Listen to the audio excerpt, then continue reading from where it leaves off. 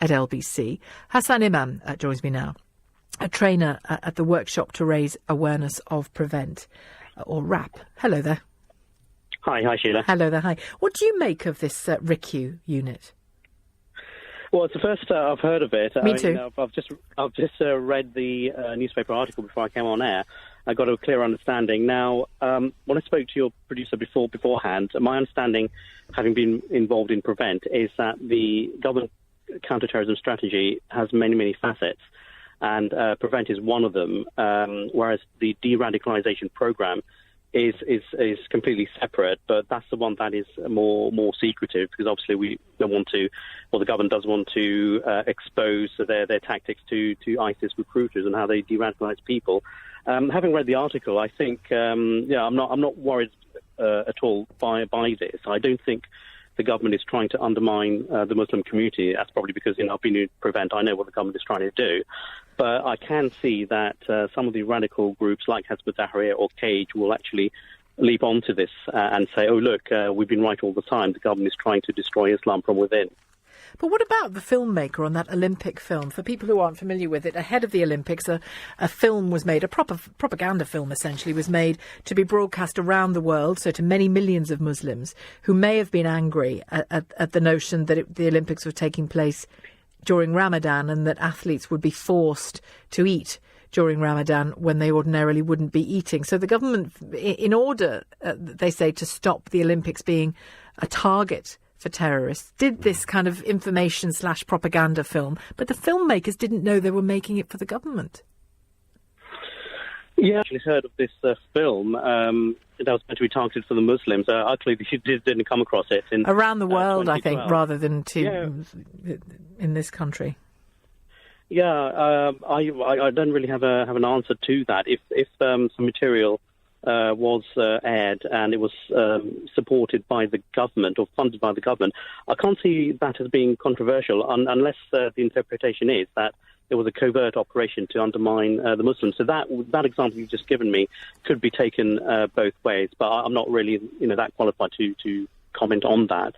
We're on the same side here. The critics of Prevent or the critics of the counter-terrorism bill, they should be asking themselves, in this propaganda war between the government and ISIS, which side are they on? And clearly we should be working together. And an example I can give you, Sheila, last year during Ramadan, I took part in a local radio station, and I was a representative of Prevent. And there were fierce critics of Prevent, a representative from Hizb ut-Tahrir and someone who was linked with Cage. Fiercely criticised Prevent, and we had a good discussion, a good debate. And one thing that I came out with after that was we clearly need to have a dialogue, because the way I see it is these radical groups, or I wouldn't say they're radical, but groups like Hizb ut-Tahrir, etc., they are preaching to a converted audience, and they're not going to be challenged. And Prevent and other similar strategies are being promoted to a converted audience. And those two disparate groups will never meet. So do you believe that Ricu is aiming at an unconverted audience and concerned at stopping that kind of recruitment at university level?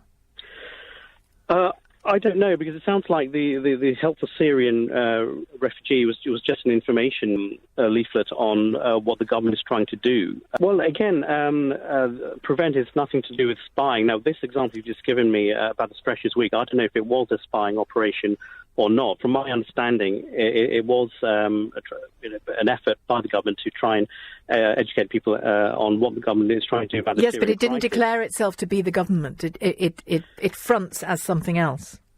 Well, yeah, if it fronts as something else, then I would disagree with that. But this would not target Muslims only, because I've come across radical socialists, not just at university, but recently, who are against capitalism, and they too would seem to be targeted, not just the Muslim community. So the only thing I'll say is, reading this article, having this discussion about Ricu, there is a solution to this, and this goes back to the solution I put forward last year, which is that people from Prevent or other government departments dealing with radicalisation should be in active dialogue with groups that have been critical of Prevent or the CTS bill, so that any mistakes that have, and there clearly have been mistakes that have happened on the prevent side, are not repeated, and that we move forward together. Okay, Hassan Imam, thank you.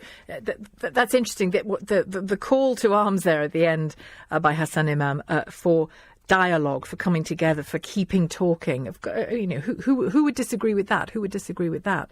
But is this particular branch of security within that remit? Is it within that description? It clearly isn't, is it? If there is pretense involved in any of the communication, then that is not the same as what prevent claims to be. It is a different thing. Now, I don't personally have a massive problem with this. I think if you're tackling terror, if you're tackling potential terror, if you're tackling the potential radicalisation of young people to carry out acts of terror, not all of what you do will be totally upfront. It seems to me that, if you have any understanding of how states work when they are under threat, they don't, wave a placard every time about what they are doing. That doesn't mean it is without its dangers, these kinds of activities. And